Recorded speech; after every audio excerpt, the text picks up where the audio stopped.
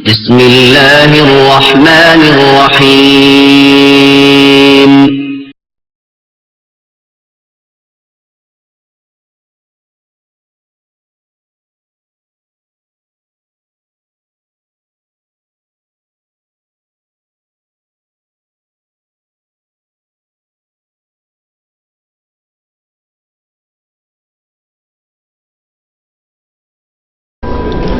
السلام عليكم ورحمة الله وبركاته.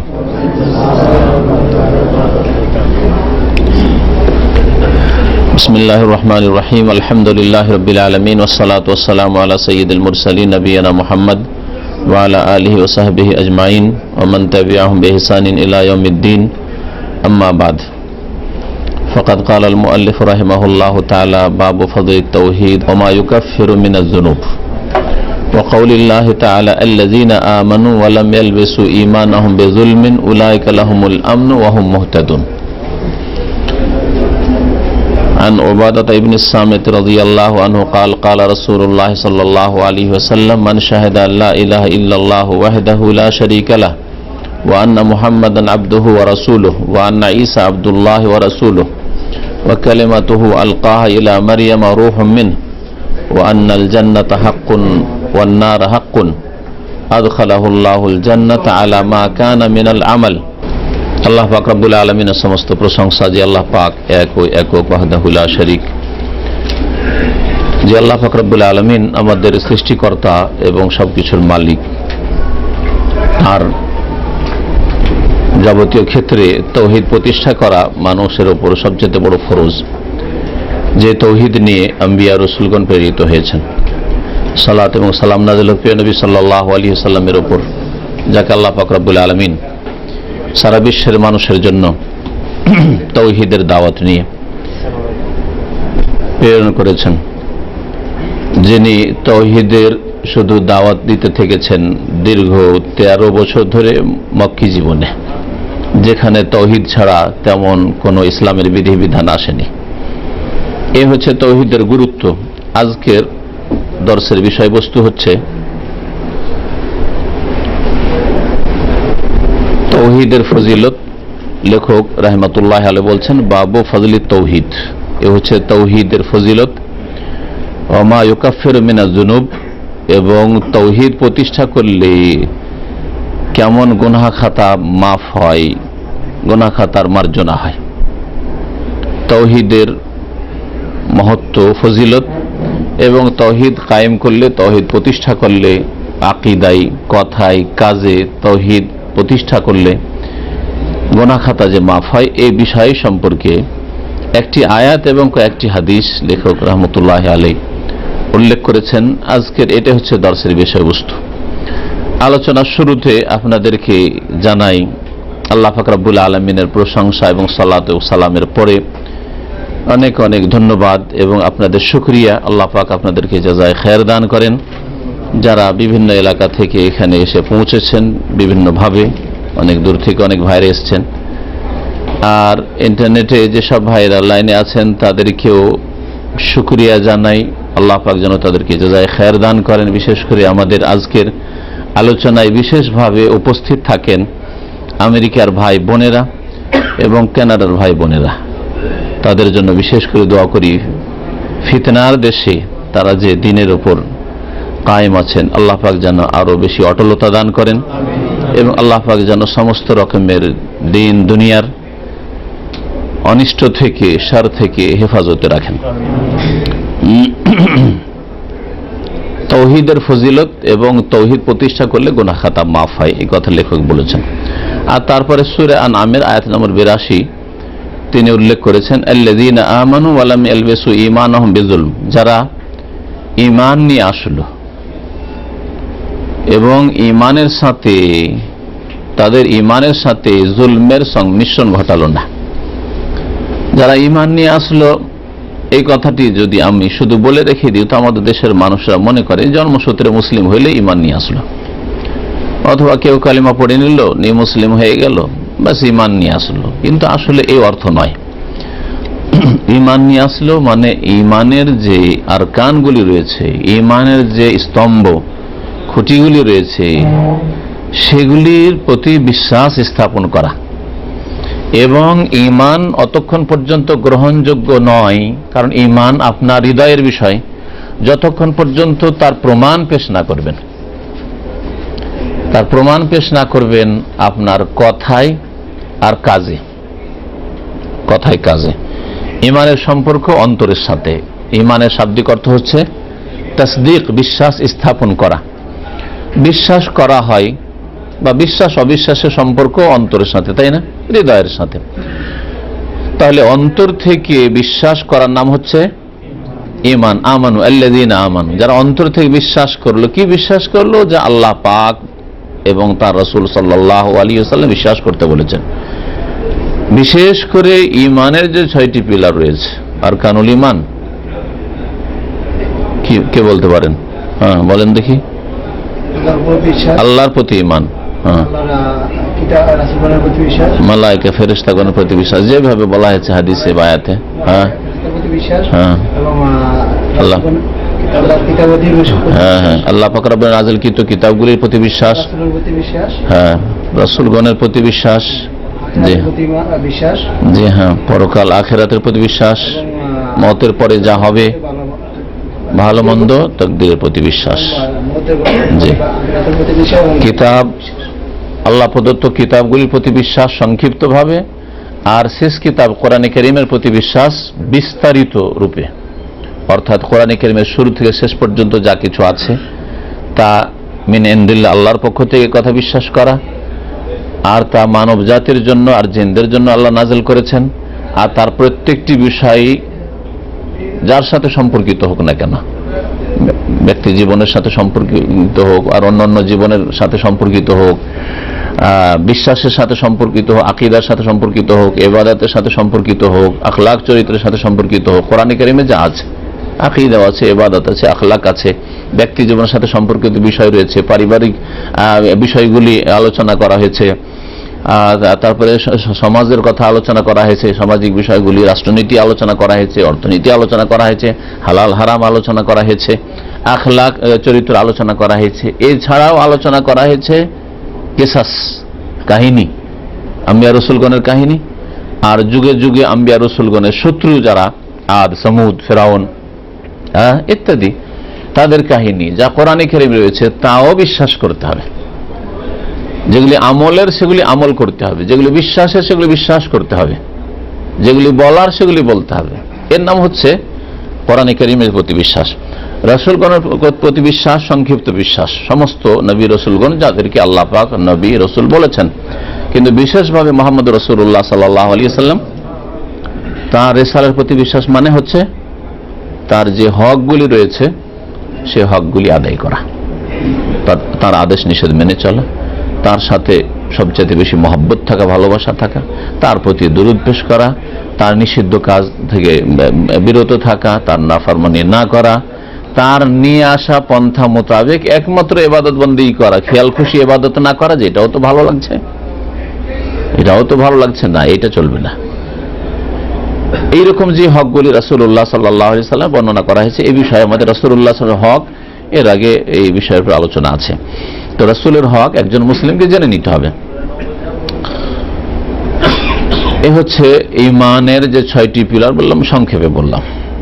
এগুলিকে বিশ্বাস করার নাম হচ্ছে আল্লাযীনা আমানু। এগুলিকে বিশ্বাস করলেন। বিশ্বাস যে আপনার আছে, এতগুলি মানুষ আমার সামনে বসে আছে, দূর থেকে শুনছেন, কার বিশ্বাস আছে না আছে কি করে বোঝা যাবে?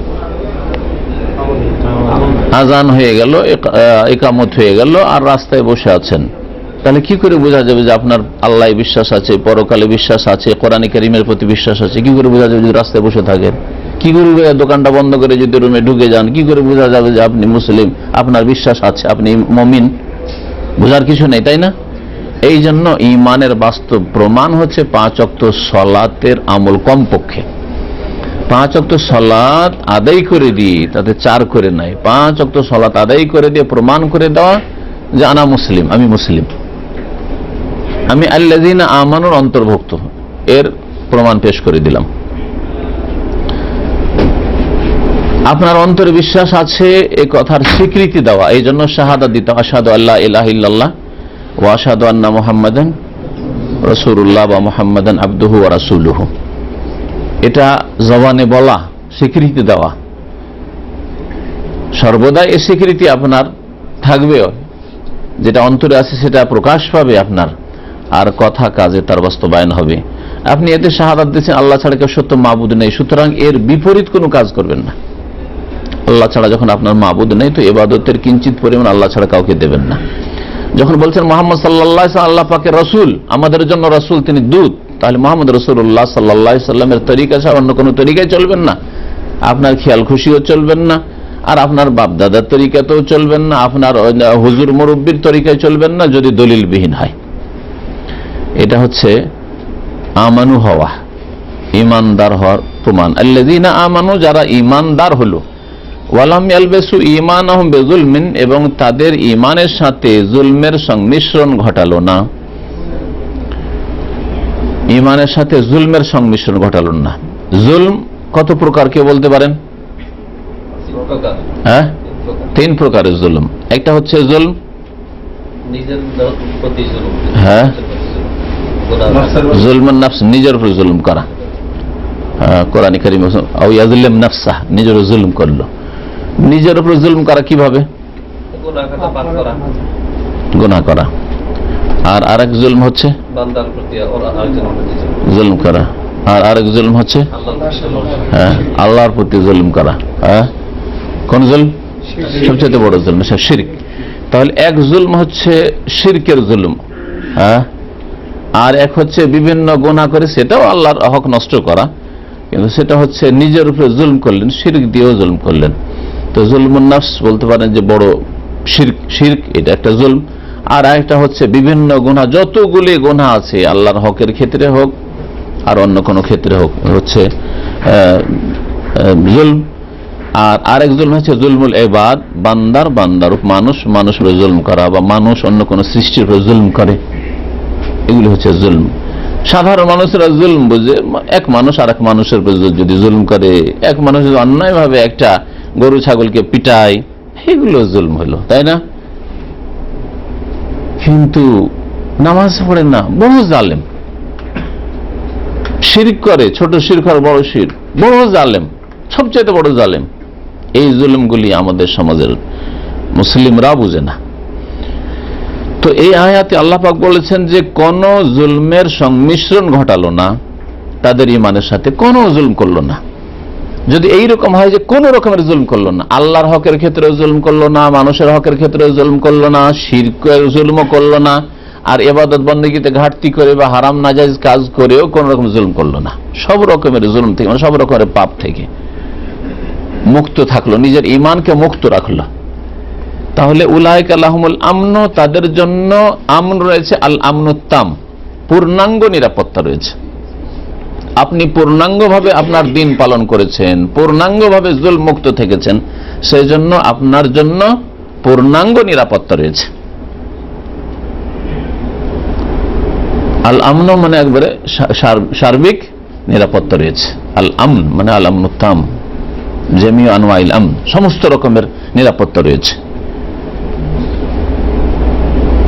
আর আরেকটি পুরস্কার হচ্ছে ওয়াহুম মুহতাদুন, আর তারা হেদায়েতের পথে থাকবে, সঠিক পথ প্রাপ্ত হবে।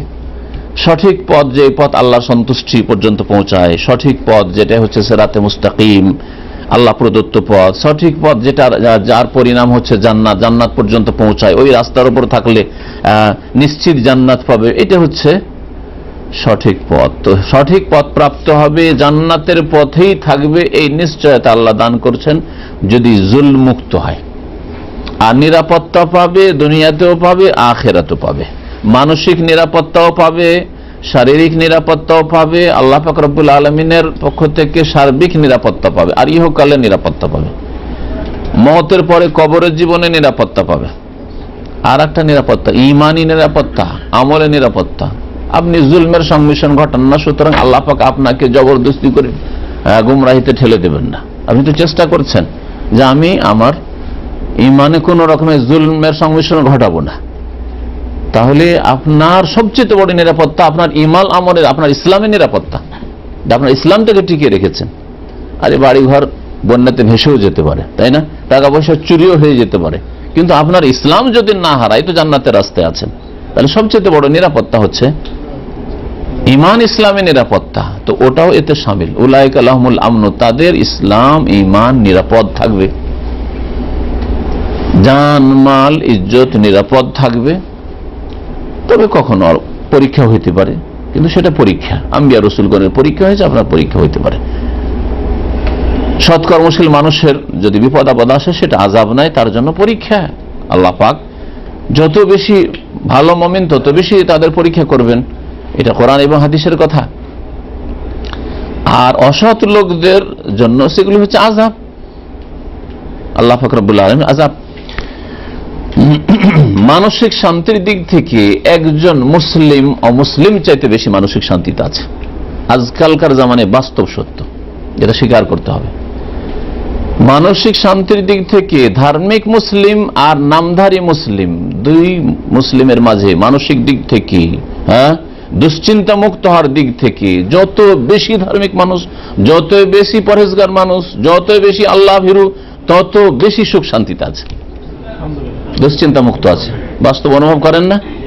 খেতে না পেলেও আলহামদুলিল্লাহ খুব ভালো আছে, দুনিয়ার ক্ষয়ক্ষতি হয়ে গেলেও খুব শান্তিতে আছে, নিচের দিকে আমরা দেখছি। কিন্তু একজন দুনিয়াদার মানুষ অবশ্য উপর দিকে দেখছে, সুতরাং 5,000 রিয়াল মাসে ইনকাম করলেও শান্তি পায় না, জাহান্নামের মতো পেট হয়ে গেছে, খাই মিটে না। কিন্তু আপনার 500 রিয়াল 1000 রিয়ালে যথেষ্ট শান্তিতে আছেন, আপনি যথেষ্ট শান্তিতে আছেন। তো নিরাপত্তা সার্বিক অর্থে বলা হয়েছে, যদি সমস্ত জুলম থেকে বেঁচে থাকেন তাহলে সমস্ত রকমের নিরাপত্তা আল্লাহ দান করবেন, আর হিদায়াতের পথে আল্লাহ রাখবেন। এটা ফজিলত হলো না হলো না তাওহীদের? ঈমান তাওহীদ ঠিক রাখলেন, আর তাওহীদ নষ্টকারী বা তাওহীদকে দুর্বলকারী জিনিস হচ্ছে শিরক, বড় শিরক, ছোট শিরক, বড় শিরক ধ্বংস করে, ছোট শিরক দুর্বল করে, কমজোর করে ঈমানকে, ইসলামকে। সেগুলি থেকে আপনি বেঁচে থাকলেন, তাহলে আপনাকে আল্লাহ নিরাপত্তা দেবেন আর আপনাকে হিদায়াতের পথে রাখবেন। সমস্ত রকমের জুলম থেকে বেঁচে থাকলে সার্বিক নিরাপত্তা পেলেন। আরেকটা ব্যাখ্যা করি আজকে, কালকে যেসব ভাইয়ের আলোচনায় ছিলেন তাদের জন্য যদিও পুরাতন লাগবে, কারণ কালকে এই আলোচনাটা এসছিল। যারা ইমানদার হয়েছে এবং তাদের ইমানের সাথে জুলমের সংমিশ্রণ ঘটায়নি, মানে শিরকের সংমিশ্রণ ঘটায়নি, বড় শিরক নেই, ছোট শিরক নেই, কবর মাজার কো সেজদা করে না, দেবদেবী কো সেজদা করে না, গাছপালা কো সেজদা করে না, কোন আস্তানাতেও যায় না, আর তাবিজও বাঁধে না, আর শিরকি মন্ত্রতন্ত্র করে না। ছোট শিরক, বড় শিরক, ছোট শিরক লোক দেখানো কাজ করে না, কাজ করলে আল্লাহর জন্য করে, ইবাদত বন্দেগী করে আল্লাহর জন্য করে, দান খেরাত করে আল্লাহর জন্য করে, উপকার করে আল্লাহর জন্য করে। তাহলে ছোট শিরক বড় শিরক থেকে মুক্ত যারা আছে, কিন্তু অন্যান্য জুলম আছে, বেজুলমেন মানে বেজুলমেন আজিম, বড় জুলম হচ্ছে শিরক, বড় জুলম থেকে মুক্ত, কিন্তু অন্যান্য জুলম আছে, কিছু ঘাটতি আছে, কিছু ঘাটতি আছে। মানুষের ক্ষেত্রে হয়তো কোন জুলম হয়ে যাচ্ছে, ওয়াদা খেলাপি হয়ে যাচ্ছে, আল্লাহ পাক রব্বুল আলামিন ইবাদত বন্দেগীতে কিছু ঘাটতি হয়ে যাচ্ছে, জামাত ছুটে যাচ্ছে, কি গুনাহ নাই? জামাতে ওয়া নামাজ পড়া উচিত। এই না যে নামাজ ছুটে যাচ্ছে আর বলবেন যে না, নামাজ ছুটে যাওয়া, নামাজ ছেড়ে দেওয়া, রক্ত পার করে দেওয়া শিরকের সমতুল্য না। কিন্তু নামাজ, জামাত ছুটে গেছে বা জামাতে গেল না, ঘরেই পড়ে নিল, গুনাহ করলো, জুলম তো আছে। এইরকমই অনেকেই দুনিয়ার লোভে কিছু হারাম খেয়ে নিচ্ছে, কাজ অবহেলা করেও বেতন নিচ্ছে, খাচ্ছে, এইরকম জুলম আছে। তাহলে তাদের জন্য উলাইকা লাহুমুল আমন, তাদের জন্য নিরাপত্তা রয়েছে, কিন্তু সার্বিক নিরাপত্তা নেই। ওলামারা বলছেন যে তার জন্য মুতলাকুল আমন রয়েছে, নিরাপত্তা, মোটামুটি নিরাপত্তা রয়েছে। এই জন্য দেখা যাচ্ছে যারা গুনাহগার তাদের জীবনে বিভিন্ন বালা মুসিবত আসছে আর তাতে কষ্ট পাচ্ছে,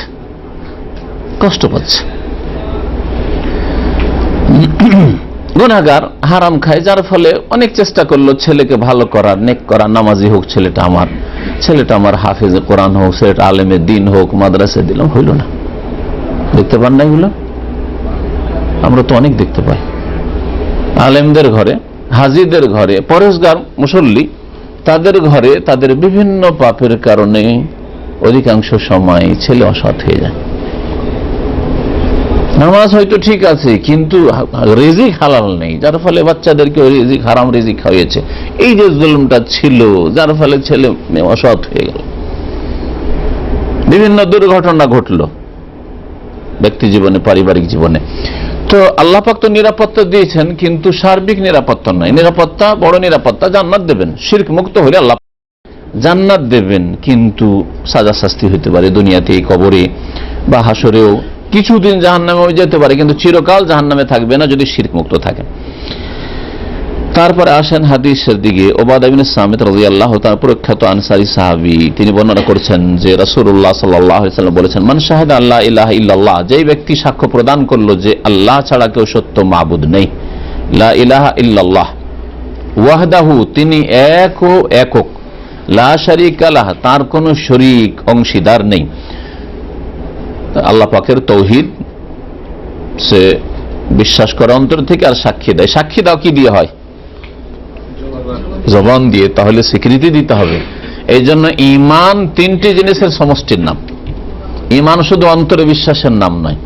অন্তরে বিশ্বাসের নাম যদি ঈমান হইতো, তো অনেক কাফের অমুসলিম যারা বিশ্বাস করে যে ইসলামটা ভালো ধর্ম, কোরআনে কারীমের কথা খুব ভালো, এই আল্লাহরই কথা, নবী মুহাম্মদ সাল্লাল্লাহু আলাইহি সাল্লামের চরিত্র খুব সুন্দর ছিল, তাহলে তো মুসলিম হয়ে যেত। কিন্তু স্বীকৃতি দেয়নি, ইসলামে আসেনি, আশহাদু আল্লা ইলাহা ইল্লাল্লাহ ওয়া আশহাদু আন্না মুহাম্মাদার রাসূলুল্লাহ পড়েনি, স্বীকৃতি দেয়নি।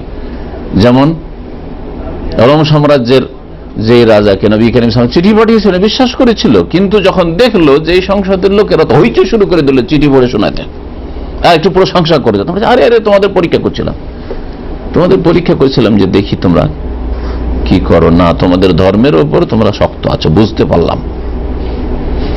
রাজত্ব কিছুদিনের জন্য তো টিকে গেল, কিন্তু উমর রাদিয়াল্লাহু তাআলা আনহুর জামানা আস্তে আস্তে শেষ হয়ে গেল, তাই না? তখনকার মতো হয়তো সে টিকিয়ে দিল, দুনিয়াও ধ্বংস করলো আর আখিরাতও ধ্বংস করলো। অন্তরের বিশ্বাস যদি মানুষকে মুসলিম করতো, তাহলে সেই হেরাকল, রোম সাম্রাজ্যের রাজা, সে মুসলিম হয়ে যেত, কিন্তু সে মুসলিম নয়, কাফের হয়ে উঠেছে। শুধু সাক্ষী দেওয়া, পড়লাম কালিমা পড়লাম, যেমন আজকালকার মুসলিমরা কালিমার জিকির করে, কিন্তু শিরকও করে অনেকেই, কবর মাজারপন্থী যারা। যদি শুধু কালিমার সাক্ষী দিয়ে আর কালিমার জিকির করে মুসলমান হওয়া যেত, তাহলে আব্দুল্লাহ বিন উবাই মুনাফিক মুসলিম হইত। কারণ আল্লাহ বলছে, ইযা জাআকাল মুনাফিকুনা ক্বালু নাশহাদু ইন্নাকা লা রাসূলুল্লাহ, মুনাফিকরা এসে বলতো, নাশহাদু, আমরা সাক্ষী দিচ্ছি, ইন্নাকা লা রাসূলুল্লাহ, আপনি অবশ্যই আল্লাহর রাসূল, নিঃসন্দেহে আপনি অবশ্যই আল্লাহ রাসূল। ইন্নাকা এক তাগিদ, আবার লা রাসূলুল্লাহ, অবশ্যই, দুইবার করে, অবশ্যই অবশ্যই আপনি আল্লাহ রাসূল। নবী করিম সাল্লাল্লাহু আলাইহি ওয়াসাল্লাম বলেছেন, যে ব্যক্তি শাহাদাত দিল, সাক্ষ্য প্রদান করলো যে আল্লাহ ছাড়া কেউ সত্য মাবুদ নেই, এই কথা আব্দুল্লাহ বিন মুনাফিকরা বলতো, কিন্তু মুসলিম হয়েছে না, জাহান্নামের নিম্ন স্তরে তাদের স্থান, চিরকাল জাহান্নামে থাকবে, এটা কোনো সন্দেহ নেই, কোরআনের কথা। কেন? সাক্ষী তো দিয়েছে, অন্তর বিশ্বাস ছিল না, মিছামিছি বলতো, আমলও কাজে আসে, নামাজ পড়তো তারা, কোনো কাজে আসে না সব। তাহলে যেমন অন্তরের বিশ্বাস লাগবে, তেমন জবানের স্বীকৃতি লাগবে, স্বীকার করা লাগবে। দুটোর একটা থাকলে চলবে না। দুটো হইল অন্তরে বিশ্বাস আছে আর জবানে স্বীকার করছেন, লা ইলাহা ইল্লাল্লাহ বলছেন, কিন্তু আপনার কর্ম দিয়ে প্রমাণ হয় না যে আপনি মুসলিম। হিন্দু রাস্তায় বসে থাকে, যেমন একটু বলছিলাম, আর আপনিও রাস্তায় বসে থাকেন, খ্রিস্টানরা রাস্তায় বসে, আপনিও রাস্তায় বসে, নামাজের সময় নামাজের রক্ত পার হয়ে চলে যায়। খ্রিস্টান রুমে থাকে, ও ঘুমায় সূর্য ওঠা পর্যন্ত, সকাল 7টায় উঠে ডিউটি যায়, আপনিও সকাল 7টায় উঠে ডিউটি যান। প্রমাণ কি আপনার কাছে আপনি মুসলিম? নো প্রুফ, কোনো প্রুফ নেই আপনার কাছে, কোনো প্রমাণ নেই আপনার কাছে। সালাত, নামাজ হচ্ছে প্রমাণ যে আপনার অন্তরে ঈমান আছে, আর যে সাক্ষীটা দিয়েছেন মিথ্যাবাদী নন, আপনি সত্যবাদী এই সাক্ষীতে, সেই জন্য আপনি 5 ওয়াক্ত হাজির হচ্ছেন। ঘুমের সময় সবাইকে কষ্ট লাগে, এমন নয় যে নামাজিকে খুব হালকা লাগে আর আপনাকে শুধু কষ্ট লাগে। আরে আপনারও 3 ঘন্টা ঘুম হয়েছে, নামাজিরও 3 ঘন্টা ঘুম হয়েছে, তো শুধু আপনাকেই ভারী লাগে উঠতে, আর ওই নামাজিকে কষ্ট হয় এমন কথা নেই, কিন্তু সে চেষ্টা করে, সেজন্য আল্লাহ তৌফিক দেয়। আল্লাহ পাক যেন তৌফিক দান করেন। তো তৃতীয় লাগবে কি? ঈমানের জন্য আমল করা। এই জন্য ঈমান 3টি জিনিসের সমষ্টির নাম বলছিলাম আহলে সুন্নাত ওয়াল জামাতের মতে। তাসদীক বিল জানান, অন্তর থেকে বিশ্বাস করা, ইকরার বিল লিসান, জবান দ্বারা স্বীকৃতি দান করা, ইকরার অঙ্গীকার করা, আমাল বিল আরকান আর অঙ্গ প্রত্যঙ্গ দিয়ে আমল করা, যে যে কাজগুলি রয়েছে ফরাইজ ওয়াজিবাত আদায় করা, হারাম কাবিরা থেকে কমের পক্ষে বেঁচে থাকা। তারপরে তখন সুন্নত মুস্তাহাবের পালা আসবে, আর অপছন্দনীয় থেকে বেঁচে থাকা আসবে, আপনি যদি আপনার গ্রেড বাড়াইতে চান। ওয়ান্না মুহাম্মাদান আবদুহু ওয়া রাসূলুহু, আর মুহাম্মদ সাল্লাল্লাহু আলাইহি ওয়াসাল্লাম আল্লাহ পাকের বান্দা এবং রাসূল, এই কথার সাক্ষ্য প্রদান করলো। তাহলে দুটো বিষয়ে সাক্ষ্য প্রদান করতে হবে মুসলিম হওয়ার জন্য। আর তার সাথে সাথে যদি অতিরিক্ত আরো এই কথা বলে, বিশ্বাস তো অবশ্যই করতে হবে এগুলিও যেগুলি আসছে, কিন্তু এটাও যদি বলে, একজন যখন মুসলিম হচ্ছে নতুন করে তখন বলবে, আর যদি জন্মসূত্রে বাই বার্থ মুসলিম হয় তাহলে এই সব জিনিসগুলি বিশ্বাস করবে। আপনাকে যখন তখন সাক্ষ্য প্রদান করতে হবে না, আপনি জন্মসূত্রে সাক্ষী পেয়ে গেছেন, জন্মসূত্রে যেন আপনি মা বাপ মুসলিম, তখন আপনি সাক্ষী দিয়ে এসছেন, তাই না? এই শাহাদাতের বা এই বিষয়গুলির। খ্রিস্টানরা যখন মুসলমান হয়, কারণ ওদের ভ্রান্ত ধারণা যেহেতু ঈসা আলাইহিস সালাম সম্পর্কে থাকে, ওই রকম ইহুদি যদি মুসলিম হয় তাদের ভ্রান্ত ধারণা ঈসা আলাইহিস সালাম সম্পর্কে, সুতরাং তাদেরকে আমরা এই বিষয়গুলি আরো অতিরিক্ত পড়িয়ে নিই, যাতে করে তাদের বাতিল আকীদা থেকে সে যে সম্পর্ক ছেদের ঘোষণা করলো এটা নিজেই স্বীকৃতি প্রদান করে। শোনেন তাহলে তাতে কি বলা হয়েছে, ওয়ান্না ঈসা আব্দুল্লাহ ওয়া রাসূলুহু, আর ঈসা আলাইহিস সালাম আল্লাহ পাকের বান্দা এবং তার রাসূল। ওয়া কালিমাতুহু, এবং আল্লাহ পাক রব্বুল আলামিনের বাণী তিনি। আলকাহা ইলা মারইয়াম, যা নিক্ষেপ করেছেন আল্লাহ পাক মারইয়াম আলাইহিস সালামের উদ্দেশ্যে, তার দিকে। ওয়া রূহুম মিনহু, এবং ঈসা আলাইহিস সালাম আল্লাহ পাকের তরফ থেকে একটি রূহ, আত্মা। ওয়ান্নাল জান্নাত হাক্কুন, আর জান্নাত হচ্ছে সত্য, এই কথারও সাক্ষী দিল। ওয়ান্নার হাক্কুন, আর জাহান্নামও সত্য, এই কথারও সাক্ষী দিল। আদখালাহুল্লাহুল জান্নাত, তবে আল্লাহ পাক তাহলে কি করবেন, জান্নাতে তাকে দাখিল করবেন, প্রবেশ করাবেন। আলা মা কানা মিনাল আমাল, যেমনই তার আমল হোক না কেন। এটা একটা অনুবাদ করলাম। আর একটা তরজমা হচ্ছে আলা মা কানা মিনাল আমাল, তাদের কর্ম অনুপাতে, যেমন যার কর্ম ছিল তেমন জান্নাতে স্তর পাবে। এটা সবচেয়ে ভালো ব্যাখ্যা। এখানে কিছু কথা অস্পষ্ট আছে, সংক্ষেপে বলে দিয়ে তারপর তখন বিস্তারিত এই সম্পর্কে আলোচনা যখন সময় হবে, আবার ভাষ্যকার যা বলেছেন তা শোনাবো। ঈসা আলাইহিস সালাম আল্লাহ পাকের বান্দা এবং রাসূল, এতে যেমন ইহুদিদের খণ্ডন আছে তেমন খ্রিস্টানদের খণ্ডন আছে, তাই না? খ্রিস্টানরা কি বলে ঈসা আলাইহিস সালামকে? আব্দুল্লাহ বলে না, কি বলে? ইবনুল্লাহ, আল্লাহর পুত্র। তো একজন খ্রিস্টান যখন মুসলিম হবে বলছে আব্দুল্লাহ, তার মানে আজকে তুমি কি করলে, সম্পর্ক ছেদের ঘোষণা করলে, যে আজকে থেকে জীবনে কখনো বিশ্বাসও করবো না আর বলবো না যে সান অফ গড, আল্লাহ পাকের পুত্র, তাই না? এবং তার সাথে সাথে তিনি রসুল, আল্লাহ পাকের সমতুল্য না, সমকক্ষ না, এবং আল্লাহ পাকের পক্ষ থেকে প্রেরিত তিনি, আল্লাহ পাকের বান্দা, গোলাম, দাস, এবং আল্লাহ পাকের পক্ষ থেকে তিনি প্রেরিত। আল্লাহ পাকের দ্বীন জানার জন্য মানুষের কাছে তিনি মাধ্যম হয়ে এসেছিলেন, এটা রাসূল বলা হয়। তাহলে খ্রিস্টানদের খণ্ডন হয়ে গেল। খ্রিস্টানদের যতগুলি ফিরকা রয়েছে, সে সালেসু সালাসা, তিনের এক বলুক, আর আল্লাহর পুত্রই বলুক, আর যিনি আল্লাহ তিনি ঈসা, যেমন খ্রিস্টানের বিভিন্ন দল এইরকম তাদের ভ্রান্ত আকীদা রেখে থাকে। ইহুদিদের কি করে খণ্ডন হলো? না, ওইটা না। ঈসা আলাইহিস সালাম সম্পর্কে, ঈসা আলাইহিস সালাম সম্পর্কে নবী সাল্লাল্লাহু আলাইহি ওয়াসাল্লাম বলছেন যে যেই ব্যক্তি সাক্ষী দিবে কি যে ঈসা আলাইহিস সালাম আল্লাহর বান্দা এবং রাসূল, এতে ইহুদিদেরও বাতিল কথার এবং বেয়াদবি আর কুফরি কথার খণ্ডন রয়েছে। সেটা কি? ঈসা আলাইহিস সালামকে ইহুদিরা যার সন্তান বলেছে এবং বলে। খ্রিস্টানরা অতিরঞ্জন বাড়াবাড়ি করেছে, আল্লাহর পুত্র বা আল্লাহর শরীক বানিয়ে দিয়েছে, বা যিনি আল্লাহ তিনি ঈসা। কোরআনে কারিমে এই তিন রকম আকীদার কথা তাদের বলা হয়েছে, কুফরি আকীদার কথা। আর ইহুদিরা নিচে নামিয়ে দিয়েছে, মানহানি করেছে, মানহানি করে কুফরি করেছে। ঈসা আলাইহিস সালাম বিনা বাবায় যখন জন্মালো, তাহলে কেমন ছেলে হবে? যারও সন্তান।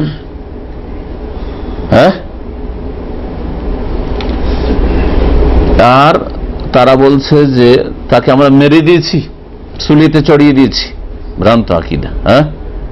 না, তিনি রাসূল হয়ে এসেছেন, তাকে মেরে দেওয়া হয়নি। বা কোরআনে কারিমে এরও খণ্ডন করা হয়েছে, ওমা কাতালু ওমা সালাবু ওয়ালাকিন শুব্বিহা লাহুম, তাকে তারা খুনও করতে পারেনি আর সুলেও চড়ায়নি।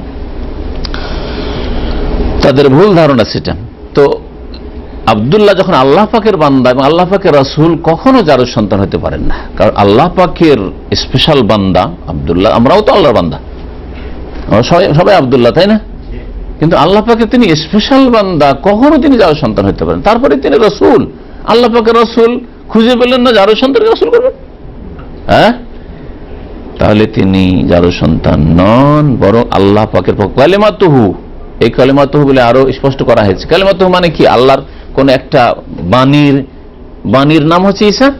না, এটা ওর অর্থ না। এর অর্থ হচ্ছে যে আল্লাহ পাক একটি কথা, একটা কথা দিয়ে বা বাণী দিয়ে, শুধু একটা ছোট্ট কথা, কোন, এই কথা দিয়ে ঈসা আলাইহিস সালামকে সৃষ্টি করেছেন।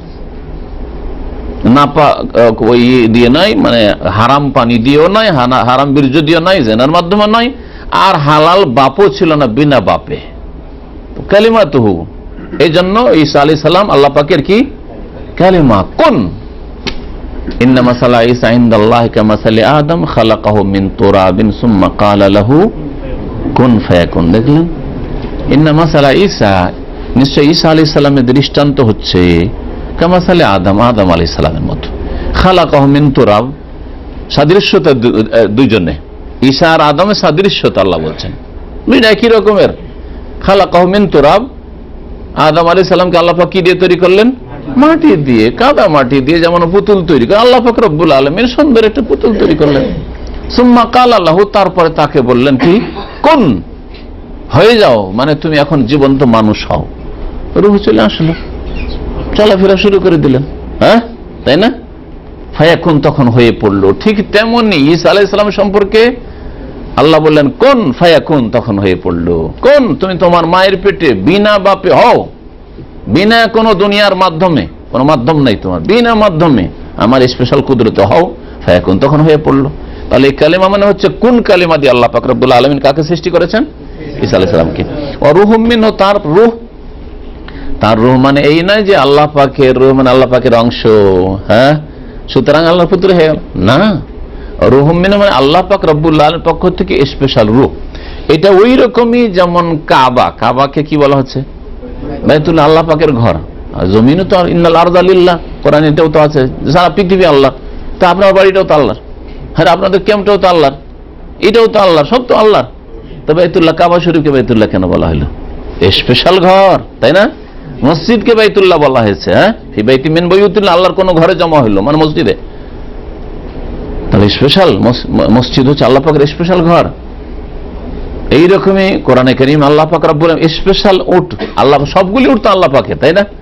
নাকাতাল্লাহি ওয়া সুকিয়াহা, সাবধান, আল্লাহর উষ্ট্রিকে তোমরা হত্যা করিও না। সামুদ সম্প্রদায়কে আল্লাহ বলেছিলেন না, বলেন নাই? সূরা ইসরার মাধ্যমে। তো নাকাতাল্লাহ, ওখানে আল্লাহ পাকের উষ্ট্রি বলা হলো। তো ওই রকমই রূহুম মিনহু, আল্লাহর পক্ষ থেকে স্পেশাল রূহ, যেটা জিবরাইল আলাইহিস সালামের ফুকের মাধ্যমে আল্লাহ পাক দান করেছিলেন। ওয়া আন্নাল জান্নাত হক, আর জান্নাত সত্য, এটা বিশ্বাস করতে হবে। আর একজন যখন মুসলিম হবে তখন যদি এইগুলি সাক্ষ্য প্রদান করে নেয় তাহলে ভালো।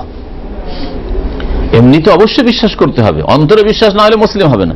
কিন্তু বলে আল্লাহ বিশ্বাস করি, রসুল বিশ্বাস করি, কিতাব বিশ্বাস করি, কিন্তু আখিরাত জান্নাত জাহান্নাম বিশ্বাস করি না, হিন্দুদের মতে পুনর্জন্ম বিশ্বাস করি, তাহলে সে মুসলিম নয়, কাফের। বা এই দুনিয়ায় শেষ, এক্সপায়ার, মরে গেল, এক্সপায়ার হয়ে গেল, না, তাহলে মুসলিম নয় সে। ওয়ান্নাল জান্নাত হক, জান্নাত হক, এটা আপনার অন্তরে বিশ্বাস হতে হবে। জন্মসূত্রে যে আকীদা পেয়েছেন সে আকীদাকে যদি আপনি ঠিক রাখেন তাহলে মুসলিম। হ্যাঁ, জন্মসূত্রে হাজি গাজির বাড়ি যদি পয়দা হন, আর তারপরে যদি বলে জান্নাত জাহান্নাম, এগুলো অনেক দূরের কথা, এক কথায় সব শেষ হয়ে গেল, আপনার সব শেষ।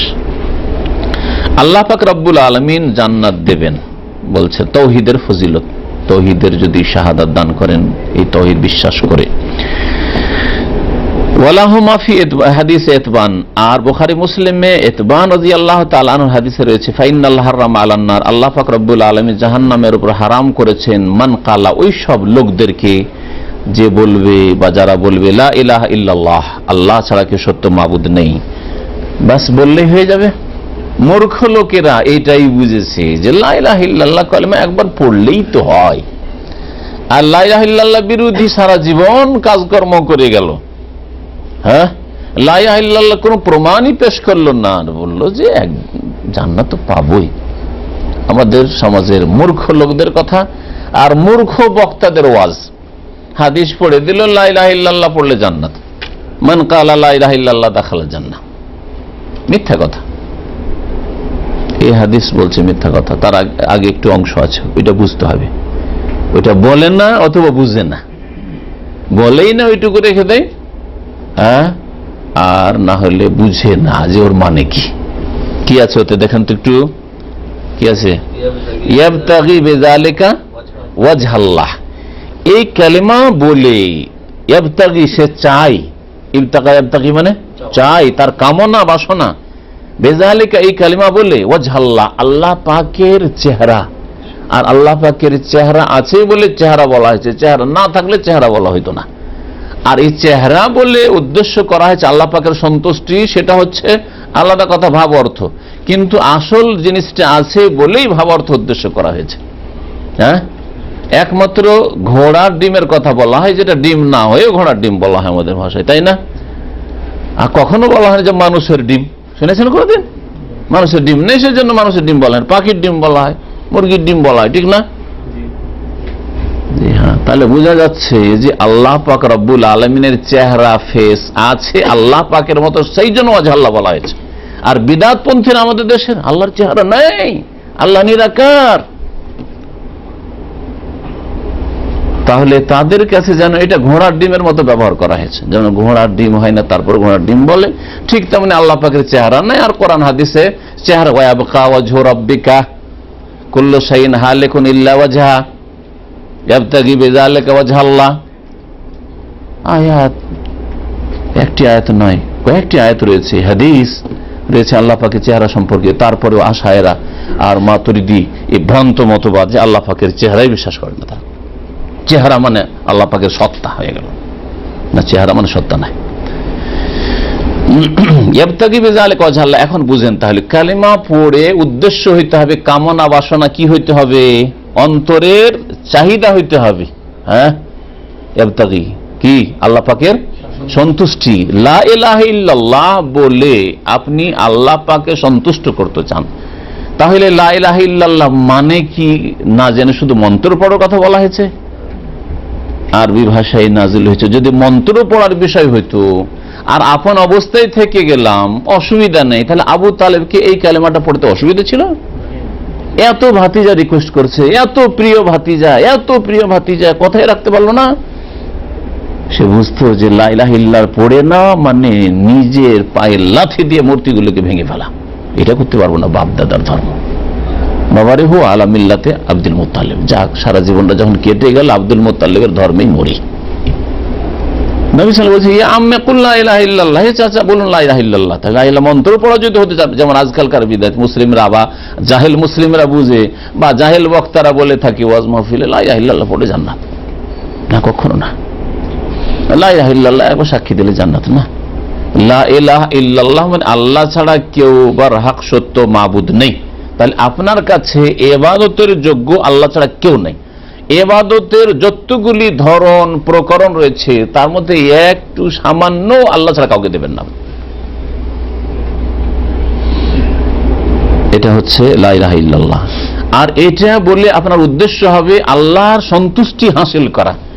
তো আল্লাহ পাকের প্রথম ইবাদত মুসলিম জীবনে 5 ওয়াক্ত নামাজ। আর 5 ওয়াক্ত নামাজই পড়েন না বলে আল্লাহকে আমি রাজি করতে চাই কালেমা দিয়ে, আল্লাহ সন্তুষ্টি চাই। মিথ্যুক না আপনি? যেই ব্যক্তি অন্তর থেকে বলবে যে আমি আল্লাহকে রাজি করতে চাই, তাকে কখনো বেনামাজি পাবেন না, কখনো বেনামাজি পাবেন না। কখনো বড় বড় কাবিরা গুনাহ করছে আর বছরকে বছর চলে যাচ্ছে, জীবন পার হয়ে চলে যাচ্ছে, আর তওবা নেই, সংশোধন নেই, এইরকম কখনো পাবেন না। আল্লাহ সন্তুষ্টি চাই, সুতরাং সবসময় আল্লাহকে সন্তুষ্ট রাখার চেষ্টা করবে। জানি না কখন মত চলে আসে।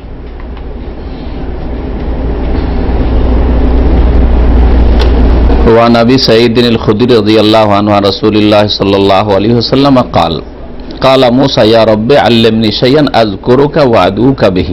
আবু সাঈদ খুদরি রাদিয়াল্লাহু তাআলা আনহু থেকে বর্ণিত, তিনি রাসূলুল্লাহ সাল্লাল্লাহু আলাইহি ওয়াসাল্লাম থেকে বর্ণনা করছেন যে রাসূলুল্লাহ সাল্লাল্লাহু আলাইহি ওয়াসাল্লাম বলেছেন, কালা মুসা আলাইহিস সালাম একবার বললেন আল্লাহ পাককে দরখাস্ত করে, ইয়া রব্বে, হে প্রতিপালক, আল্লিমনি শাইআন, আমাকে এমন একটা কিছু শিখিয়ে দেন, আযকুরুক, যার দ্বারা আপনাকে স্মরণ করব, আপনার জিকির আজকার করব, ওয়া আদউকা বিহি, এবং আপনার কাছে দোয়া করব তা দিয়ে। কালা, তখন আল্লাহ পাক বলেন, কুল ইয়া মুসা, হে মুসা তুমি বলো, লা ইলাহা ইল্লাল্লাহ, আল্লাহ ছাড়া কেউ সত্য মাবুদ নেই, এই কথা বলো। কালা, তখন মুসা আলাইহিস সালাম ভাবলেন যে এটা তো সবাই বলে, তা আমি তো কিছু স্পেশাল চেয়েছি যেটা অন্য কেউ না জানবে। এমন নয় যে তিনি লা ইলাহা ইল্লাল্লাহ ফজিলত জানতেন না, কিন্তু ভাবলেন যে আমি এমন একটা কিছু চাই যেটা আমার জন্য শুধু খাস হবে। আল্লাহ কুল্লু ইবাদিকা ইয়াকুলুনা হাযা, হে আল্লাহ তোমার সব বান্দাই তো এটা বলে, আমি একটা কিছু বিশেষ জিনিস চাই। কালা ইয়া মূসা, তখন আল্লাহ পাক বলেন, হে মূসা শোনো, লাউ আন্নাস সামাওয়াতিস সাবআ ওয়া আমিরাহুন্না গায়রি ওয়াল আরাদিনা সাব ফি কিফা ওয়া লা ইলাহা ইল্লাল্লাহ ফি কিফা মালাত বিহিন্না লা ইলাহা ইল্লাল্লাহ। যদি 7 আসমান এবং আমার ছাড়া 7 আসমানের যত বসবাসকারী, আমির মানে যারা আবাদ করে, ইন্নামা ইয়ামুরু মাসাজিদ আল্লাহ, আল্লাহর মসজিদকে আবাদ করা, আমারা ইয়ামুরু, তো 7 আসমান 7 আকাশ, ও আমিরাহুন্না, আর এই 7 আকাশে বসবাসকারী আবাদকারী যত আল্লাহ পাকের মখলুক রয়েছে, মানে ফেরেশতাগণ, মালায়েকা, আমার ছাড়া, আল্লাহ পাক রব্বুল আলামিন ছাড়া, তার মানে আল্লাহ পাক রব্বুল আলামিন আকাশের ঊর্ধ্বে আছেন, তাই না? এই হাদিস বোঝায় নাকি? গায়রি বলেন। ওয়াল আরদিনা সাবা, আর 7 জমিন, আরদ মানে হচ্ছে এক জমিন, আর সাবা আরদের জমা হচ্ছে আরাদিন। ওয়াল আরাদিনা সাবা, 7 এই জমিন, 7 স্তর যে জমিন রয়েছে, এই 7 স্তর ফি কিফা, একটা পাল্লাতে যদি দেওয়া হয়, দাঁড়ির এক পাল্লাতে যদি দেওয়া হয়, কি 7 আকাশ এবং 7 আকাশে যত আল্লাহ পাকের সৃষ্টি মখলুকাত মানে ফেরেশতাগণ রয়েছেন, আর 7 জমিনকে যদি দেওয়া হয় এক পাল্লাতে, তাহলে বোঝা গেল যে আল্লাহ পাক সর্বত্র বিরাজমান নন। না হলে এই বলতেন ওয়াল আরাদিনা সাবা গায়রি, 7 জমিন আমার ছাড়া, মানে আমি সর্বত্র বিরাজমান, জমিনও আছি, সুতরাং আমার ছাড়াই, এটা বললেন কি? তাহলে হাদিস স্পষ্ট করে যে আল্লাহ পাক রব্বুল আলামিন আকাশের ক্ষেত্রে বললেন যে গায়রি, আমার ছাড়া বাকি, কারণ আল্লাহ পাক রব্বুল আলামিনের সামনে কলেমা ওজনদার হইতে পারেন না, তাই না? এই জন্য গায়রি, আমার ছাড়া যতগুলি আল্লাহ পাকের সৃষ্টি রয়েছে, বলছেন আমার সৃষ্টি রয়েছে মানে ফেরেশতাগণ, তাদেরকে যদি চড়িয়ে দেওয়া হয় এক পাল্লাতে, ওয়া লা ইলাহা ইল্লাল্লাহ ফি কিফা, আর লা ইলাহা ইল্লাল্লাহ এই কালেমাকে লিখে একটা কাগজে যদি এক পাল্লাতে দিয়ে দেওয়া হয়, মালাত বিহিন্না লা ইলাহা ইল্লাল্লাহ, তাহলে লা ইলাহা ইল্লাল্লাহ এই সবের সামনে দাঁড়ি পাল্লাকে কি করবে? ঝুঁকিয়ে দেবে, এসবকে নিয়ে ঝুঁকে যাবে, হালকা করে দেবে। রাহ ইবনে হিব্বান, হাদিসটি ইমাম ইবনে হিব্বান বর্ণনা করেছেন, হাকিম বর্ণনা করেছেন, ইমাম হাকিম সহিহ বলেছেন। হাদিসটি সম্পর্কে দ্বিমত রয়েছে, হাদিসটিকে জয়ীফ বলা হয়েছে, আর এটা আগের ঘটনা, সুতরাং যদি জয়ীফও হয় তো আমাদের জয়ীফ দিয়ে ফজিলতের কোনো প্রয়োজন করে না, কারণ আরো বহু তাওহীদের ফজিলতে সহিহ হাদিস রয়েছে। ওয়ালি তিরমিজি, আর তিরমিজিতে একটি হাদিস রয়েছে, হাসান, এমন তিরমিজি হাদিসটিকে হাসান বলেছেন। আনাস রাদিয়াল্লাহু তাআলা আনহু থেকে বর্ণিত, সামিআতু রাসূলুল্লাহ সাল্লাল্লাহু আলাইহি ওয়াসাল্লাম, আমি রাসূলুল্লাহ সাল্লাল্লাহু আলাইহি ওয়াসাল্লামকে বলতে শুনেছি, ইয়াকুল, আল্লাহ তাআলা, মহান আল্লাহ বলেন, আল্লাহ পাক বলেন হাদিসে, তো এই হাদিসকে কি বলা হয়? হাদিসে কুদসি। ইয়া ইবনা আদম, হে আদম সন্তান, লাউ আতাইতানি বিকুরাবিল আরদি খাতায়া, তুমি যদি পৃথিবী ভর্তি করে, জমিন ভর্তি গুনাহ নিয়ে আসো, সুম্মা লাকিতানি লা তুশরিকু বি শাইআ, আর আমার সাথে সাক্ষাৎ করো এমন অবস্থায় যে আমার সাথে কোনো কিছুকে শরীক করনি, লা তুশরিকু বি শাইআ, কোনো কিছুকে শরীক করনি, লা আতাইতুকা বিকুরাবিহা মাগফিরা, তাহলে আমি জমিন ভর্তি তোমার কাছে মার্জনা নিয়ে আসবো, মানে তোমাকে মাফ করে দেব। জমিন ভর্তি গুনাহ নিয়ে এসছো, কিন্তু শিরক করনি, শিরকের গুনাহ করনি, আল্লাহ ছাড়া কাউকে সিজদা করনি, আল্লাহ ছাড়া কাউকে ডাকনি, আল্লাহ ছাড়া কেউ দিতে পারে, আল্লাহ ছাড়া কেউ সুস্থ করতে পারে, আল্লাহ ছাড়া কারো কাছে ছেলে মেয়ে পাওয়া যায়, আল্লাহ ছাড়া কারো কাছে গেলে মনের বাসনা পূরণ হয়, এইসব শিরকি কুফরি আকীদা রাখতে না। আর যেতেও না কোথাও, আর কাউকে দূর থেকেও ডাকতে না। যেমন পীর ওলি আউলিয়াকে বা নবী রাসূলকে অনেকে ডেকে থাকে, গায়রুল্লাহকে ইয়া হোসেন কেউ করে, ইয়া আলী করে, কেউ ইয়া গৌসুল আজম করে, কেউ ইয়া গরিব নওয়াজ, ইয়া বাবা, দূর থেকে করুক আর কাছে থেকে করুক, এগুলি বড় শিরক। তো এইরকম কোন শিরক করেনি, কিন্তু অন্য অন্য গুনাহ আছে, তাই আল্লাহ পাক তাকে মাফ করে দেবেন। মাফ করে দেবেন মানে এই নয় যে প্রথম দিনই মাফ করে দেবেন। এই হাদিসে কি এটা কথা আছে? এই হাদিসগুলিকে অনেকে নিয়ে নিয়েছে এমন ভাবে, খুব সহজ ভাবে, যে জমিন ভর্তি যদি গুনাহ আল্লাহ মাফ করে দেন, তার মানে তো যত গুনাহ করি তাওহীদ ঠিক আছে, শিরক করি না, হ্যাঁ, সুতরাং জান্নাত পাবো। কিন্তু এই হাদিসে কি এই কথা আছে যে আল্লাহ পাক প্রথম দিনই মাফ করে দেবেন? মাফ করার বিভিন্ন স্তর আছে। আল্লাহ পাক রব্বুল আলামিন কিছু নেক বান্দাকে এমন ভাবে মাফ করবেন যে দুনিয়াতেও বালা মুসিবত হলে আল্লাহকে কষ্ট হয়, আল্লাহ বালা মুসিবত দিতে চান না। হাদিস প্রমাণ করে যে আমার বান্দাকে কষ্ট হলে আমাকে কষ্ট হয়, নেক বান্দাকে। হ্যাঁ,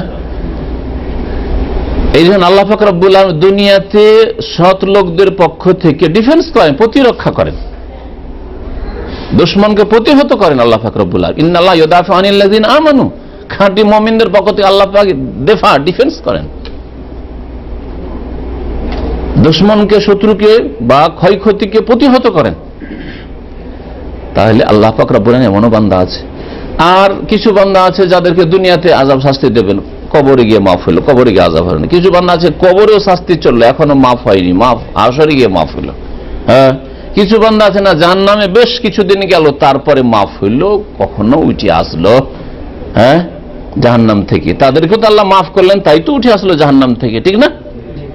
তো মাফ আল্লাহ করবেন মানে এই নয় যে শক করে গুনাহ করে যাবেন আর আল্লাহ পাক রব্বুল প্রথম দিনে মাফ করে দিয়ে নবী রাসূল যেমন জান্নাতে যাবে, সাহাবায়ে কেরাম যেমন জান্নাতে যাবে, উলামায়ে কেরাম নেক লোকেরা যেমন জান্নাতে যাবে, সিদ্দিকিন সালেহিন যেমন প্রথম খানেই জান্নাতে যাবে, আর কবরেও তাদের আর কোনো চিন্তার পেরেশানি ছিল না, ফালা খাউফুন আলাইহিম ওয়া লা হুম ইয়াহজানুন, আপনিও ওই রকমই হয়ে যাবেন একবার নাম্বার 1। এটা কি বোঝায় নাকি?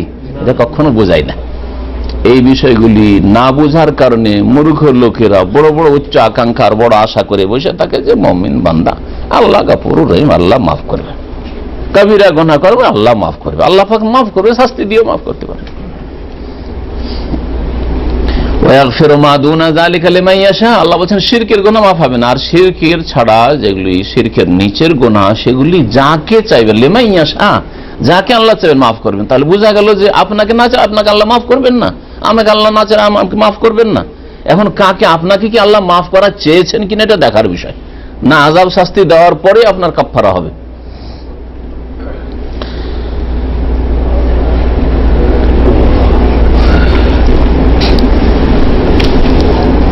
দর্শ প্রায় শেষ। এখন ভাষ্যকার যেসব এই দর্শের ভাষ্যে সারাতে গুরুত্বপূর্ণ বিষয়গুলি লিখেছেন আর হয়তো আমাদের আলোচনায় আসেনি, সেই সব বিষয়গুলি আপনাদেরকে একটা বলবো আর তারপরে আমাদের আলোচনা শেষ করব।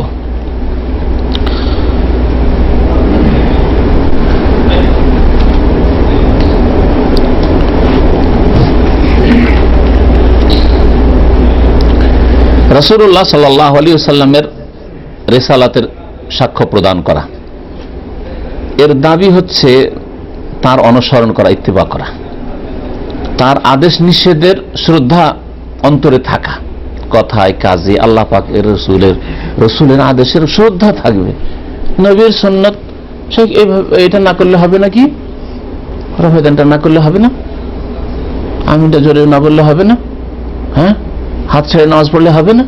নবী সাল্লাল্লাহু আলাইহি ওয়াসাল্লাম জীবনে হাত ছেড়ে নামাজ পড়েছেন? তাহলে আপনার কাছে কোথায় নবী সাল্লাল্লাহু আলাইহি ওয়াসাল্লামের আদেশ নিষেধ, এগুলির কোথায় তাজিম, কোথায় আপনার কাছে শ্রদ্ধা? এরকম বহু উদাহরণ রয়েছে। নবী করিম সাল্লাল্লাহু আলাইহি ওয়াসাল্লামের রিসালাতের সাক্ষ্য প্রদান করা মানে ওয়ালুজুম সুন্নতিহি, তার আদর্শকে মজবুত করে ধরা। এই নয় যে প্রতিকূল অবস্থায় আছি সুতরাং এই বিদাতগুলো না করে পারছি না।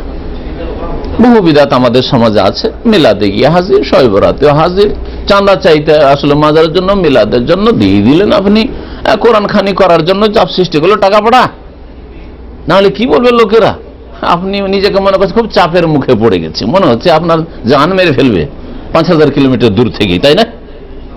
সেই জন্য একেবারে টাকা পাঠিয়ে দিলেন বাপ মায়ের কাছে, যদিও মনটা চায় না, তারপর পাঠিয়ে দিলেন। কোথায় নবী করিম সাল্লাল্লাহু আলাইহি সাল্লামের সুন্নতকে আঁকড়ে ধর, আর কোথায় নবী সাল্লাল্লাহু আলাইহি সাল্লামের আদেশ নিষেধের তাজিমের মধ্যে। কুল্লু বিদআতিন দালালা, বিদআত গুমরাহি, আর গুমরাহি করার জন্য টাকা পয়সা পাঠিয়ে দিলেন। আচ্ছা, আমি পছন্দ করি না, কিন্তু করবো কি, পারিবারিক সমস্যা, মা খালা সবাই বলছে না করতে হবে, তোর বাপ মারা গেছে, কিছু করতে হবে। কোথায় তাজিম? ওয়াল বারাআতু মিম্মান আফরাতা বিল গুলুই ফিহি কাওলান ওয়া ফি'লান, এবং যারা কথায় কাজে নবী করিম সাল্লাল্লাহু আলাইহি সাল্লাম সম্পর্কে অতিরঞ্জন বাড়াবাড়ি করে, তাদের থেকে সম্পর্ক ছেদ করা। দেখতে পাচ্ছেন সমাজে এমন লোকেরা যারা নবী সাল্লাল্লাহু আলাইহি সাল্লামকে নিয়ে বাড়াবাড়ি করছে, আর তাদের সাথে ওই রকমই খাতির, মজবুত খাতির, যেমন আপনার তাওহীদ সুন্নতের অনুসারী ভাইদের সাথে খাতির, একই রকম, কোনো পার্থক্য নেই, একই রকমের মহব্বত। তাহলে কোথায় আপনার রাসূলুল্লাহ সাল্লাল্লাহু আলাইহি ওয়াসাল্লামের রিসালাতের যে সাক্ষ্য প্রদান করেছেন কালেমায়ে শাহাদাতে ওয়া আশহাদু আন্না মুহাম্মাদান আবদুহু ওয়া রাসূলুহু, এর বাস্তব প্রমাণ কোথায়? যে বিদআতি বিদআত করে, যে বলে নবী নূরের পয়দা, নবীর ছায়া ছিল না, হ্যাঁ, নবীর পেশাব পায়খানা দেখা যেত না, হ্যাঁ, এই নবীর এই হইতো, আর নবী না হলে পৃথিবী হইতো না, কিছুই সৃষ্টি হইতো না, না হইতো আরশ কুরসি।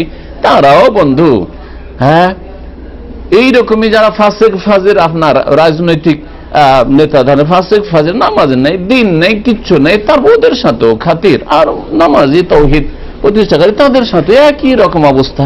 তাহলে কোথায় আপনি আছেন? যারা নবী সম্পর্কে অতিরঞ্জন করে তাদের সাথে সম্পর্ক ছেদ হইতে হবে।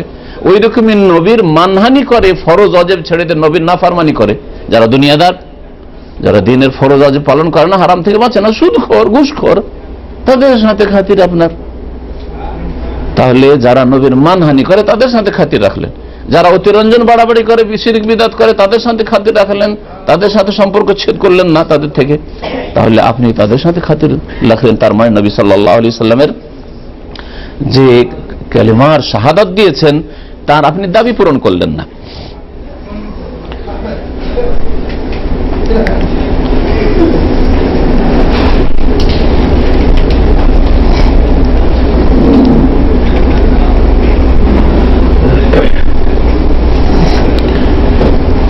ঈসা আলাইহিস সালাম সম্পর্কে দুটো দল গোমরাহ হয়েছে বলছেন লেখক, যা বললাম একটু আগে। ফাল ইয়াহুদ কাযাবুহু, ইহুদিরা ঈমান নিয়ে আসেনি, বরং খুন করার জন্য সর্বাত্মক চেষ্টা চালিয়েছে, আর তাদের ধারণা যেন খুন করে মেরেই ফেলেছি।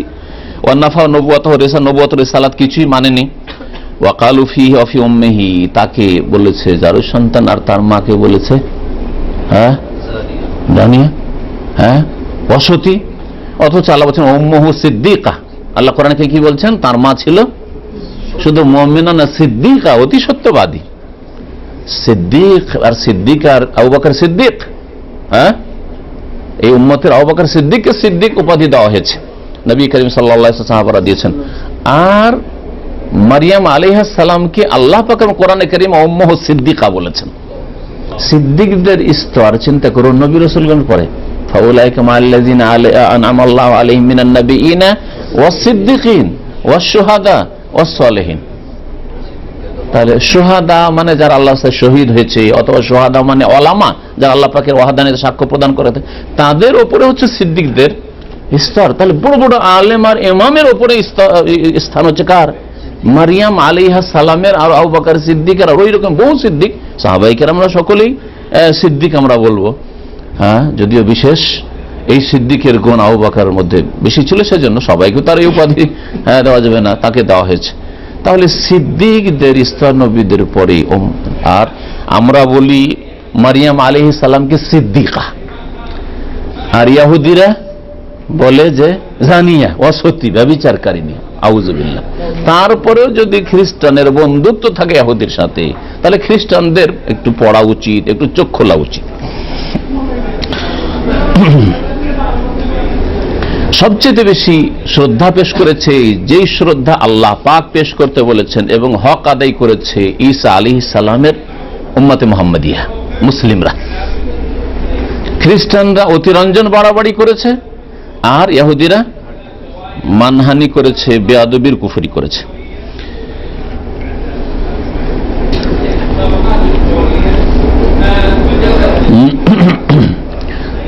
ওয়ান নাসারা গালাউ ফিহি, খ্রিস্টানদের সম্পর্কে বলছেন যে তারা গলু অতিরঞ্জন বাড়াবাড়ি করেছে, আর তারা বলেছে যে সে আল্লাহর পুত্র, না হয় তিনের তৃতীয়, না হয় সে এলা, ইন্নাল্লাহু আল মাসীহ ইবনে মারইয়াম, যিনি আল্লাহ তিনি মাসীহ। এই ধরনের কথা হচ্ছে খ্রিস্টানদের কথা। আর আল্লাহ পাক ওয়াফাকাল্লাহু আহলাল ঈমানে ইলমি ওয়াল ঈমান, যারা মুসলিম ঈমানদার এবং কোরআন হাদিসের জ্ঞান রাখে, তারা বলে ফাকালু ইন্নাহু আব্দুল্লাহ ওয়া রাসূলুহু, ঈসা আলাইহিস সালাম আল্লাহ পাকের বান্দা এবং তার রাসূল। ওয়া ইন্না উম্মাহু সিদ্দিকা, এবং তার মা হচ্ছেন অতি সত্যবাদী সিদ্দিকা। ওয়া আন্না আহসানাত ফারজাহা, আর তিনি লজ্জা স্থানকে সুরক্ষিত রেখেছিলেন। ওয়ালাকিন্নাল্লাহ তাআলা খালাকাহু মিনহা, তবে আল্লাহ পাক রব্বুল ঈসা আলাইহিস সালামকে সৃষ্টি করেছেন তার থেকে, বেলা জৌজিন, বিনা স্বামীতে, আয়াতাম মিন আয়াতি, এটি আল্লাহ পাকের স্পেশাল কুদরত, নিদর্শন, আল্লাহ পাকের কুদরতের বহিঃপ্রকাশ। এটা হচ্ছে আয়াত, আল্লাহ পাকের সৃষ্টিগত আয়াত। যেমন আয়াতটি একটু আগে পড়েছিলাম যে খালাকাহু মিন তুরাবিন সুম্মা ক্বালা লাহু কুন ফায়াকুন, কামাসালি আদম আলাইহিস সালামের মতো।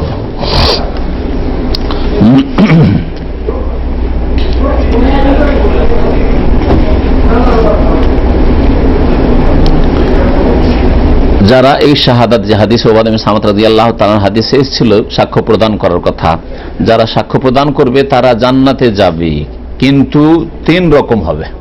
তারা আদখালাহুল্লাহুল জান্নাহ, না, আল্লাহ পাক তাকে জান্নাত দেবেন। যারা আল্লাহ পাকের ওয়াহদানিয়তের সাক্ষী দেবে, নবীর রিসালাতের আর নবীর বান্দা হওয়ার সাক্ষী দেবে, ঈসা আলাইহিস সালামের আব্দু ওয়া রাসূলু, রূহ, কালিমা, এই সব সাক্ষী দেবে, জান্নাত জাহান্নাম হক সাক্ষী দেবে, আল্লাহ পাক তাদেরকে জান্নাত দেবেন। এটা তিন রকমের হবে। ইম্মা আইয়ালকাল্লাহ সালিম মিন জামিইজ যুনুবি আল কাবায়ের দুনা শিরক ওয়াস সাগায়ের আও বিশাইয়্যিন মিনহা, সমস্ত গুনাহ থেকে মুক্ত হয়ে আল্লাহর সাথে সাক্ষাৎ করেছে, এই সাক্ষ্য প্রদান করেছে, এবং শিরক ছাড়াও যতগুলি গুনাহ আছে কাবীরা সাগীরা থেকে মুক্ত হয়ে আল্লাহর সাথে সাক্ষাৎ করেছে। অথবা সাগীরা বা কিছু থাকলেও ইয়াগফিরাহুল্লাহু লাহু, আল্লাহ পাক মাফ করে দিয়েছেন। অনেক নেক আমলের জন্য, মানুষের নেক আমলে সাগীরা গুনাহ মাফ হয়, অনেক সময় কাবীরা গুনাহ তওবা করলে কাবীরা মাফ হয়ে যায়, মাফ হয়ে গেছে। তাহলে ফায়াদ ইউদখিলুহুল্লাহুল জান্নাতা লিআউয়ালি ওয়াহলা, তাহলে প্রথমখানে আল্লাহ জান্নাত দিয়ে দিবেন। তাহলে একদল হবে যারা এই কালিমা তাইয়্যিবার সাক্ষ্য প্রদান করে তার বাস্তবায়ন করেছে, কাবিরা থেকে বেঁচে থেকেছে, বড় বড় গুনাহ থেকে বেঁচে থেকেছে, আর ছোটখাটো গুনাহ হইলে নেকি দ্বারা মাফ হয়ে গেছে, তাদেরকে আল্লাহ পাক প্রথমখানেই জান্নাত দিয়ে দিবেন। একদল হবে। আর একদল হবে আইয়ালকাল্লাহু মুসিরুন আলা কাবীরাতিন আও যামবিন, আর আরেক দল হবে যারা বড় বড় কাবিরা গুনাহ করে গেছে, কিন্তু তারা বড় শিরক করেনি, কাবিরা গুনাহ করেছে, অন্যান্য গুনাহ হয়েছে। ওয়া হুয়া বাইনা আমরাইনে, দুই রকম হইতে পারে। ইম্মা আইয়াফু আনহু ফায়ুদখিলুল জান্নাহ, হয়তো আল্লাহ মাফ করে দেবেন। সে গুনাহ তো করে এসছে, কিন্তু বান্দার অন্তরে সততা ছিল, চেষ্টা ছিল যে গুনাহ থেকে বাঁচবো, কিন্তু বাঁচতে পারেনি। এইরকম অনেকে আছে যে প্রতিকূল অবস্থায়, সারা জীবনটা প্রতিকূল অবস্থায়, উল্টো দিকে, ঈমান ইসলামের উল্টো দিকে বসবাস করেছে, বড়ই কষ্ট হয়েছে, বড় কষ্ট করে দিন পালন করেছে। যেমন কিয়ামতের কাছাকাছি সময় হবে যে আগুন হাতে নিয়ে থাকার মতো কষ্টকর হবে দিন ইসলাম পালন করা। এইরকম বিপরীত অবস্থায় দিন ইসলামের যতটা পেরেছে করেছে, কিন্তু গুনাহ নিয়েও গেছে। তো হতে পারে যে আল্লাহ পাক তার অন্তরে সততা ইখলাস দেখে আল্লাহ পাক গুনাহ থাকলে মাফ করে দেবেন আর জান্নাত দিয়ে দেবেন। আও ইয়ালকাহু মুসিররান আলা যুনুবিহি, অথবা গুনাহ করে গেছে আর তার অন্তরে ওই রকমের সততা, আল্লাহ পাক অন্তর্যামী, আর তার তওবার চেষ্টাও দেখেনি। ফায়ুজাজিহি বিজুরমিহি, আল্লাহ পাক তাকে তার পানিশমেন্ট দেবেন তার পাপের। ফায়ুআকিবুহুল্লাহু ক্বাবলা দুখুলিন নার, জাহান্নামে যাওয়ার আগে আল্লাহ পাক বেশ কিছু শাস্তি দেবেন, দুনিয়ার শাস্তি, যেমন আমি বললাম কবরের শাস্তি। আয়ুদখিলুহুন নার, অথবা কবরের হাজার হাজার বছরের শাস্তি, কবর আযাব পেয়েও মাফ হলো না। অনেক লোক এরকম হারাম অনেক খেয়ে গেছে, নামাজ পড়েছে, ঘুষখোর, নামাজ পড়েছে কিন্তু অনেক গুনাহই করেছে, তো আল্লাহ পাক শাস্তি দেবেন। কি জন্য? লিয়ুতাহিরাহু মিন রিজসিহি, তার গুনার অপবিত্রতা নাপাকি থেকে পাক পবিত্র করার জন্য। সুম্মা ইউখরিজু মিনহা, তারপরে জাহান্নাম থেকে বের করে নেবেন। সুম্মা ইউদখিলুহুল জান্নাহ, তারপরে জান্নাতে দেবেন। এতে তাওহীদের ফজিলত বেরিয়ে আসে। কিন্তু তার আল্লাহ পাকের সন্তুষ্টি উদ্দেশ্য ছিল, এবং তার ঈমান ইসলামের প্রমাণ পেশ করেছে। সর্বনিম্ন যেটা ইসলামের প্রথম আমল মুসলিম জীবনে, সেটা দিয়ে আবার বলছি, সেটা হচ্ছে 5 ওয়াক্ত নামাজ পড়া। এই জন্য 5 ওয়াক্ত নামাজ না পড়লে গবেষক উলামায়ে কেরামদের নিকট আর সৌদি আরবের বর্তমান সমস্ত ওলামাদের নিকটে বেনামাজি কাফের হয়ে যায়, বেনামাজির ইসলাম থাকে না, কারণ তার কাছে কোনো প্রমাণ থাকলো না, প্রুফ থাকলো না যে সে মুসলিম। এবং এই মর্মে অনেক দলিল আছে, এবং নামাজ ত্যাগকারীর বিধান এই বইটা যদি আপনারা পড়েন যথেষ্ট। আর এছাড়া আমার আলোচনা বিস্তারিত সম্পর্কে আছে।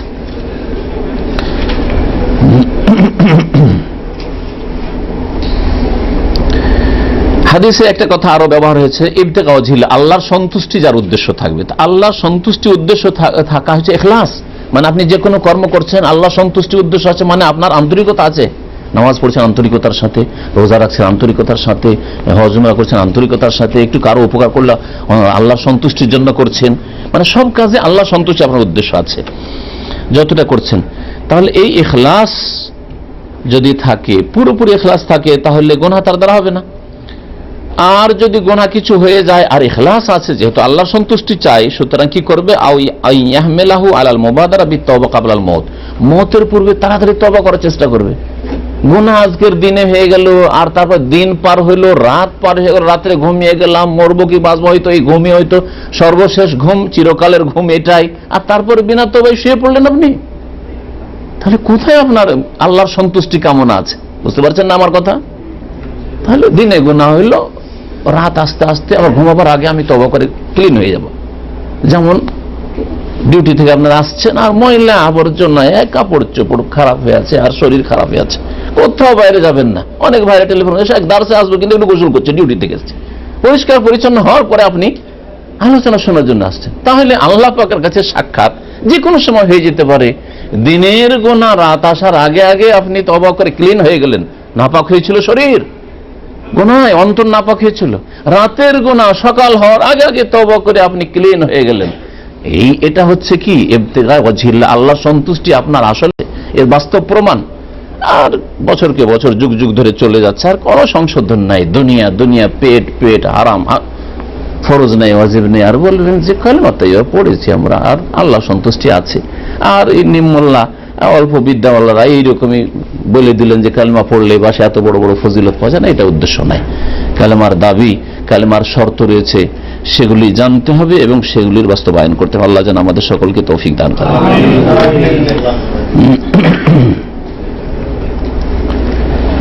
এই মর্মে ইমাম ইবনে তাইমিয়া রাহমাতুল্লাহ আলাইহি কি বলছেন শোনাই। কালা শাইখুল ইসলাম ইবনে তাইমিয়া রাহিমাহুল্লাহ তাআলা, ইন্নাল মুবতাগি লিওয়াজহিল্লাহ লা বুদ্দা ইউকাম্মিলা ওয়াসাইলাল বুগিয়া, যে আল্লাহর সন্তুষ্টি চাইবে সে অবশ্যই আল্লাহর সন্তুষ্টির উপায়গুলি তলাশ করে পুরা করবে।